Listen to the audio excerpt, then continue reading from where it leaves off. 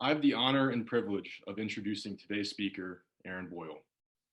When I think of Erin's time at EA, she illustrates an important part of EA's identity, opportunity. Erin took advantage of what EA has to offer, from athletics to the arts and to academics. Through those opportunities, she faced challenges and failures, while also experiencing successes and victories. During these highs and lows, Erin demonstrated honor in victory and grace in defeat. To me, her story is what makes EA a unique community. By pursuing opportunity without fear of failure, Erin has revealed to herself and to EA her impressive qualities as a student, an athlete, an artist, and ultimately as a leader. Please join me in welcoming our speaker, Erin Boyle.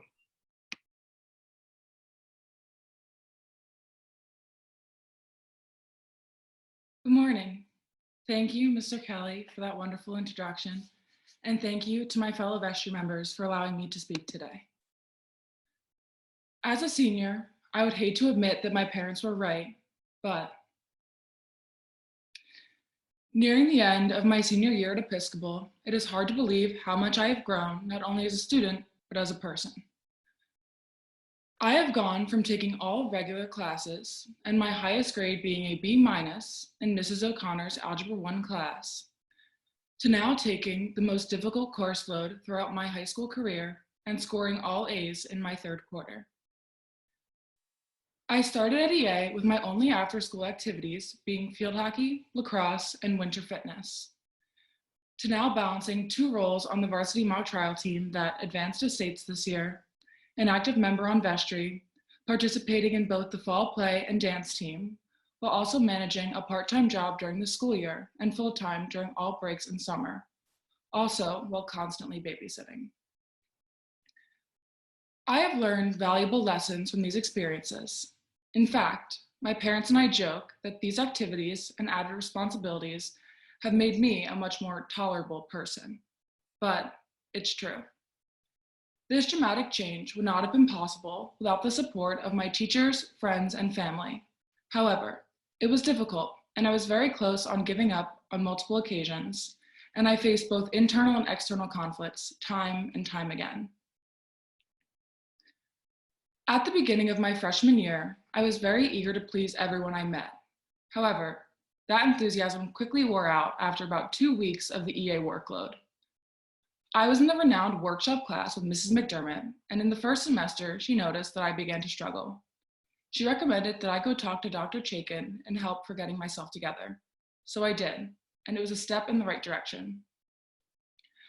I spent most of my activity periods meeting with her, discussing what was going on in my academic life and how I was progressing in my classes. However, that progress did not last long. When I felt my grades had become good enough, I stopped meeting with her and went back to my old habits of not meeting with teachers, not turning things in, and not caring. So then, I decided that it was Episcopal's fault that I was failing and that this school was not the right fit for me. So, when I went to break the news to my parents that I wanted to switch schools, they, understandably so, laughed at me. Because not only did they know that I was being dramatic, but that I was also horribly wrong about EA not being the place for me. After they told me that I should finish out the year, that was my only purpose, to get through. I tried my hardest not to enjoy anything I did that second semester freshman year because I was determined to switch schools. Evidently, that did not happen. I returned in the fall of 2017, trying to have an open mind, knowing that I needed to pull my grades up if I wanted any chance being looked at by colleges for lacrosse. Then, in October of my sophomore year, the 2 varsity goalies for field hockey were out with concussions, so then it was just me. To be honest, I was excited at the possibility of getting a varsity minute or 2 as a sophomore. However, I was disappointed for my older sister and one of my closest friends who were both injured during their senior and junior seasons. On the other hand, practicing up was an experience I was grateful to have. Nevertheless, it did not last long. In an attempt to save a shot, I split, and in that moment, my season was over. Later finding out that I tore my labrum, and after months of physical therapy and injections, it was time for the surgical route. On April 20th of 2018, I had my first hip surgery. This was a very inconvenient time. It was right before the summer going into my junior year, and if you know anything about recruiting, this is by far the most important summer when it comes to being recruited by colleges. Missing this summer meant saying goodbye to the possibility of playing in college. After recovering all summer, I came back my junior year excited to finally be an upperclassman and to be able to focus on subjects that interested me. I dropped Spanish and picked up military history and national security. This was my true turning point at Episcopal.